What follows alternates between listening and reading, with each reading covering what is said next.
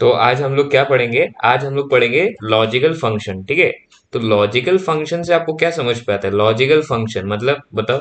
Logical function से, logical function का मतलब होता है कुछ लॉजिक है ना, एंड देन फंक्शन उसके साथ जुड़ रहा है। लॉजिक मतलब क्या हो सकता है? जैसे कि कि आप और आपके दोस्त कहीं पे घूमने जा रहे हो, ठीक है। तो आपका दोस्त बोल रहा है कि अगर आज बारिश नहीं देगा तो मैं निकलूंगा, बारिश देने से आज हम लोग नहीं जाएंगे, है ना। तो एक लॉजिक हम बिल्डअप कर रहे हैं कि अगर बारिश आज नहीं देगा तो हम बाहर घूमने जाएंगे। और कैसा हो सकता है लॉजिक? लेट्स सपोज कि आप लोग कोई कोई मूवी देखने जा रहे हो और आप लोग 3 फ्रेंड्स हो, ठीक है। तो अगर सब लोग जाने के लिए रेडी होते तभी आप जाओगे, मतलब आप 3 हो ना, तो बाकी 2 लोग अगर जाते तब आप जाओगे, कोई एक जाएगा तो आप नहीं जाओगे, ठीक है। तो एनी काइंड ऑफ लॉजिक हम उसको जो बिल्ड करते हैं ना, तो ये तो रियल लाइफ में लॉजिक बिल्ड हुआ। तो एक्सेल में अभी कैसे उस चीज को लॉजिक हम लोग बिल्ड कर सकते हैं, वही इस चैप्टर में हम लोग अंडरस्टैंडिंग करते हैं, ठीक है। Logical function. इफ, अभी देखो, इफ जो स्टार्टिंग में सबसे पहला जो टॉपिक दिया हुआ है, इफ का मतलब क्या होता है? इफ मतलब अगर ना, मतलब अगर मगर इस टाइप का चीज। इफ जैसे कि पापा बोलते थे ना, अगर तुम 10 में फुल मार्क्स ले आओगे या फिर 90 प्लस ले आओगे तो मैं तुमको फोन लेके दूंगा। तो वहां पे कंडीशन उन्होंने बिल्ड किया ना, इफ अगर तुमने 10 में अच्छा मार्क्स लाया तो तुमको मैं फोन लेके दूंगा। 12 में अगर अगर तुम 12 में अच्छा मार्क्स लेके आए, मैं तुमको बाइक लेके दूंगा। तो ये क्या हो रहा है? आपका एक लॉजिक बिल्ड हो रहा है। एक लॉजिक है ना, अगर एग्जाम में अच्छा मार्क्स आया, और साथ पे क्या हो रहा है? अगर। तो इफ का मतलब होता है अगर, ठीक है। तो इसी ये मैंने आपको समझाया कि डेली लाइफ में अंडर मतलब क्या है, इस चीज को हम लोग क्या समझते क्या है, मतलब लॉजिकल फंक्शन इफ का मतलब क्या होता है। यहाँ पे अभी देखो शीट में मैंने क्या लिखा है, आपका सब्जेक्ट्स लिखे हुए, कुछ सब्जेक्ट्स है, देन मार्क्स, एंड आप पास हो कि फेल हमको ये जैसे पता करना है। तो जैसे कि हमेशा सीखने के लिए आप सीरियल वाइज लिखना, जो मार्क्स अभी मैं जैसे डालूंगा रियल लाइफ में तो वैसा होगा नहीं, लेकिन फॉर एग्जाम्पल आपको यहाँ पे 50, 60, 70, 80, देन बताओ 90 एंड 100, अकाउंट्स पे आपको 100 मिला है, ठीक है। एंड आपको भी जैसे कि एक रूल है कि अगर आपको 60 के ऊपर मिलता है देन आप पास हो, 60 के नीचे मिलोगे तो आप फेल हो, ठीक है। ये हम लोग का हाई स्टैंडर्ड स्कूल है, हम लोग का यहाँ पे हम लोग 60 के नीचे जिसको भी जो मिलेगा वो फेल हो जाता है, हालांकि वैसा होता नहीं है। तो अभी इसको एक्सेल में हम लोग एनालाइज कैसे करें? ये तो सिंपल है सर, मैं आपको बता दूंगा। देखिए ये आपका 50 है, तो इस वाले सब्जेक्ट में मैं फेल हो गया एंड बाकी जो ये सब्जेक्ट में पास हो गया। तो ये तो बहुत छोटा डाटा हो गया। अब भी जब आपका डाटा बहुत बड़ा होगा, मतलब कि आपको कुछ बहुत बड़ा शीट दे दिया जाएगा, जो ढेरों ऐसा डाटा भरा रहेगा, तब आप उसको कैसे करोगे? तब तो एनालाइज करना मुश्किल हो गया ना, कि ये ज्यादा हुआ कम हुआ, तो कैसे पता करें? तो इसलिए हम लोग यहाँ पे हम लोग किसका यूज लेंगे? लॉजिकल फंक्शन का हम लोग यूज करेंगे, इफ वाले कंडीशन का। तो हमेशा याद रखना, कोई भी लॉजिक जब आप लिखने जा रहे हो तो हमेशा इक्वल्स टू के साथ स्टार्ट करना है, इक्वल्स टू, ठीक है। हम लोग एक्सेल को बता रहे कि देखो चेक करो, इक्वल्स टू देखे अभी हम लोग क्या करना है? अगर मैंने क्या बोला, अगर जैसे कि अगर ये मार्क्स मेरा 60 से ज्यादा है, या तो मैं पास हूं, और 60 से ज्यादा नहीं है तो मैं क्या हूं? फेल हूं। तो इक्वल्स टू अगर है ना, अगर, तो अगर के लिए हमको क्या लिखना है? इफ लिखना है। देखो इफ, अभी जब इफ लिखोगे तो यहाँ पे देखो एफ एक्स ढेरों चीजें आ रहे हैं, फिलहाल के लिए हम लोग इस पे एफ एक्स लिखा हुआ है ना, एफ एक्स का मतलब होता है आपका क्या है? एफ एक्स का मतलब फंक्शन होता है, ठीक है। तो इफ ब्रैकेट ओपन करना है, जब यहाँ पे लिख रहे हो कोई भी चीज ब्रैकेट ओपन नहीं करोगे तो ये सब नहीं आएगा। देखो मैंने कैसे किया, इक्वल्स टू डाला, देन इफ लिखा, देन क्या किया? ब्रैकेट को ओपन किया। जैसे ही ब्रैकेट को ओपन करोगे देखो आपका यहाँ पे लॉजिकल टेस्ट, हम लोग धीरे धीरे समझेंगे क्या है लॉजिकल टेस्ट आया, value if true, value if false, ठीक है। तो इसको हम लोग धीरे धीरे सेशन में सीखेंगे अभी। लॉजिकल टेस्ट मतलब क्या होता है? आपका लॉजिक क्या है, मतलब क्या लॉजिक, क्या चीज बना रहे हो, मतलब क्या है कंडीशन, क्या है, क्या लॉजिक, क्या है रूल, क्या है। तो मैंने क्या रूल बताया? रूल का मतलब आपको क्या बताया? अगर आपको 60 से ज्यादा मिलता है तो आप क्या हो? पास हो, और 60 से अगर आपको कम मिलता है तो आप फेल हो। तो यहाँ पे आपको उस लॉजिक को एक्सेल के भाषा में समझाना है। ये जो मैंने आपको बताया तो हम लोग के ह्यूमन अंडरस्टैंडिंग के भाषा में हो गया, लेकिन अभी एक्सेल को भी तो क्या है? मशीनरी चीज है, सॉफ्टवेयर है, तो इसको समझाने के लिए क्या करना पड़ेगा? इसके भाषा में हमको लिखना पड़ेगा।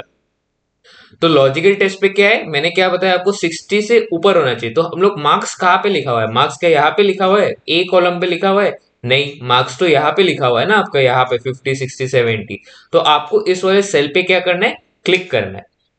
जैसे ही क्लिक करोगे तो देखो वहां पे उसका एड्रेस आ गया, B5 बोल के। इसको हम लोग क्या बोलते हैं? जो B5 जो लिखा है ब्लू कलर का, उसको हम लोग एड्रेस बोलते हैं, ठीक है। B5 सेल का आ गया। देन अगर ये सेल बड़ा हुआ, ग्रेटर देन का सिंबल दिया, अगर ये सेल बड़ा हुआ कितने से, 60 से, ठीक है। रूल बना, मैंने आपको क्या बताया कि अगर आपके सब्जेक्ट में आपको अगर 60 से ज्यादा मिलता है तो आप पास हो। तो लॉजिक को देखो, ये क्या है, this cell is greater than 60 है कि नहीं। ये लॉजिक हुआ हम लोग का। लॉजिक देने का यहाँ पे आप देखो, ये ब्लैक कलर का आ रहा है ना, थोड़ा बोल्ड ब्लैक कलर का आ रहा है, आप इसको आप क्या करो, कॉमा देने के लिए आया है, तो यहाँ पे आपको क्या करना पड़ेगा, यहाँ पे लिखा हुआ है, इसको हम लोग क्या बोलते हैं, सिंटेक्स बोलते हैं। क्या बोलते हैं, सिंटेक्स। तो अभी लॉजिक तो हम लोग ने लिख लिया, देन हमको क्या करना है, एक सेपरेटर देना है। मतलब यहाँ पे लिखा हुआ है, देखो आप यही पे लिखा हुआ है, आपको कॉमा दोगे जैसे ही, तो ये क्या होगा, इस वाले नेक्स्ट वाला चीज आपका हाईलाइट हो जाएगा। जो सिंटेक्स के अंदर जो नेक्स्ट पार्ट है वो आपका बोल्ड कलर का आ गया है, ठीक है। Value if true, value if true का मतलब आप ये समझो, अगर जो कंडीशन है ना, जो रूल है, अगर वो सही हो जाता है तब क्या। जैसे पापा ने बोला अगर 10 क्लास 10 पे अगर आप 80 मार्क्स से ज्यादा ले आते हो तो मैं आपको फोन लेके दूंगा। तो कंडीशन अगर ठीक हो जाता है, अगर आप सच पे 80 मार्क्स से ज्यादा परसेंटेज ले आओगे तो क्या है, पापा ने क्या बोला, फोन लेके देंगे। आ रहा है बस समझ में। तो ये वैल्यू इफ ट्रू का मतलब होता है, अगर जो लॉजिक, जो आप कंडीशन सेट कर रहे हो, अगर वो ट्रू हो जाता है, मतलब अगर सही हो जाता है, तो क्या एक्सेल क्या करे, तो एक्सेल को क्या करना है, यहाँ पे हमको पास बोल के लिखना हुआ। तो मैं आपको यहाँ पे क्या लिखूंगा, अभी मैं आपको बाद में बताऊंगा कि क्या क्यों ऐसा कर रहा हूँ। डबल इन्वर्टेड कॉमा के अंदर आपको क्या करना है, पास बोल के लिखना है। डबल इन्वर्टेड कॉमा दिया, पास, ठीक है। अब ये वैल्यू इफ ट्रू, अब क्या है, कॉमा, फिर से कॉमा देना है। सर यहाँ पे ये जो बॉक्स बना हुआ है वैल्यू इफ ट्रू के अंदर, ब्रैकेट ओपन ब्रैकेट क्लोज, ये सब अभी देना है क्या, नहीं अभी ये सब नहीं देना है, अभी सिंपल रखते हैं हम लोग, ये बिना देखे भी हो जाएगा। देन इसके बाद क्या है, बाद में देखो कॉमा दिया हुआ है ना, तो आपको एक कॉमा डालना है। कॉमा डालने के बाद क्या हुआ, नेक्स्ट पार्ट जो उसका आपका हाईलाइट हो गया, value if false. Value if false मतलब क्या, ये जो लॉजिक मैंने लिखा हुआ है ना, अगर B5 मतलब इस वाले सेल का जो लॉजिक मैंने लिखा, अगर वो फेल हो जाता है, मतलब अगर वो 60 से ज्यादा नहीं हुआ, तो एक्सेल को क्या करना है, तब क्या होगा, पापा का मार्क्स लेके नहीं आऊंगा तो पिटाई होगा। तो अभी एक्सेल को हम क्या बोलेंगे, फेल बोल के बोलेंगे, ठीक है। जैसे F लिख देता हूँ, ठीक है। एंड देन हम लोग क्या करेंगे, इसको अभी हम लोग आपका वैल्यू इफ फॉल्स का हम लोग ने F बोल के लिख दिया, फेल। देन अभी नेक्स्ट पार्ट क्या है, देखो हमको एक ब्रैकेट क्लोज ब्रैकेट करना है। जैसे एक क्लोज ब्रैकेट, एक ब्रैकेट ओपन हुआ था, ये वाला कहाँ से आया, ये वाला देखो, वैल्यू इफ फॉल्स का बाद पे एक जो आपका ये स्क्वायर टाइप का ब्रैकेट है, उसके बाद देखो, उसके बाद क्या है आपका एक जो इसको कर्व वाला ब्रैकेट बोलेंगे हम लोग, ये जो ब्रैकेट है ये आपको डालना पड़ेगा। तो इसको हम लोग ने क्या किया, आपका ये वाला ब्रैकेट डाला। डालने का देखो, अभी जैसे मैं एंटर डालूंगा तो एक्सेल खुद ब खुद इसको एनालाइज करेगा। देखो क्या ये 50 आपका 60 से बड़ा है क्या, ये वाला नहीं है, तो इसने क्या किया, फॉल्स लाया। ये कहाँ से उसने फैच किया, आपका ये जो पार्ट है ना, ये जो वैल्यू इफ फॉल्स वाला जो पार्ट है, यहाँ से आंसर आया। अगर आपको देखना है तो इसके साइड पे जो FX वाला बटन है, यहाँ पे अगर क्लिक करोगे तब भी आ जाएगा। हम लोग ने जो लॉजिक लिखा था, देन वैल्यू इफ ट्रू, अगर इस वाले सेल का वैल्यू 60 से ज्यादा होता तो वो क्या करता, ट्रू वैल्यू देता, पास। और अगर इस वाले सेल का वैल्यू 60 से अगर कम है तो क्या कर रहा है, वो फॉल्स लिख के आ रहा है, ठीक है। अभी इसको सुविधा क्या हुआ हम लोग का, इसका यूजफुल मतलब क्या हुआ, ये जो हम लोग ने किया इससे हेल्प किया हम लोग का। मतलब वो तो सर हम लोग ऐसे भी नॉर्मल लिख सकते थे कि ये पास है फेल है, ये जैसे कि आपका फेल होगा, ये नहीं, रुको, ये वाला सेल आपका फेल होगा, क्यों, मैंने बोला 60 से ज्यादा, तो 60 तो कम हो गया ना, 60 से ज्यादा मतलब 61 62 वैसा फॉलो अप होगा। ये क्या होगा आपका, ये पास होगा। लेकिन ऐसे आप कितना लिखोगे, तो अभी जो हम लोग ने किया उससे एक हेल्प क्या होता है या फिर कन्वीनियंस क्या होता है, अभी देखो यहाँ पे आए, आके हम लोग ने डबल क्लिक किया आपका, तो देखो सब अपने आप आ गया है ना। एक्सेल ने क्या किया, खुद ब खुद आपका ये चेक करते गया। अब देखो यहाँ पे जब मैं आके इस पे क्लिक करूंगा, यहाँ पे इसको फॉर्मूला बार बोलते हैं, तो देखो ये वाला जो B6 बन गया, पहले ये क्या था, B5 था, ये नेक्स्ट पार्ट क्या बन गया, B6 बन गया। तो वो नीचे मूव हो रहा है, ड्रैग, आपको बार बार लिखना नहीं पड़ेगा, आप पहले वाले सेल के लिए लॉजिक सेट कर दो, देन बाकी ऑटोमेटिक आ जाता है एक्सेल पे। इसको रिलेटिव सेल रेफरेंस बोलते हैं, जो हम लोगों ने पहले वाले चैप्टर में पढ़ा होगा आपने। तो देखो यहाँ पे आए, इस पे जब क्लिक करोगे तो क्या आ रहा है आपका, ये B7 आ गया। मतलब ये जो सेल है, जो लॉजिक है ना, लॉजिक नीचे, लॉजिक सेम है, बस सेल जो है वो धीरे धीरे नीचे मूव कर रहा है। और एक चीज है इस पे कि अभी आप क्या करोगे, जैसे कि ये 50 है ना, मैं अगर इसको 80 बना दूंगा तो ये डायनेमिक होता है आपका, ये देखो ये पास हो गया। अभी ये जैसे 60 है, इसको मैं जैसे 100 कर दूंगा तो ये क्या हुआ आपका, ये भी आपका पास हो गया। अभी नीचे है, इसको मैं 10 कर दूंगा तो क्या होगा आपका, ये फेल हो जाएगा।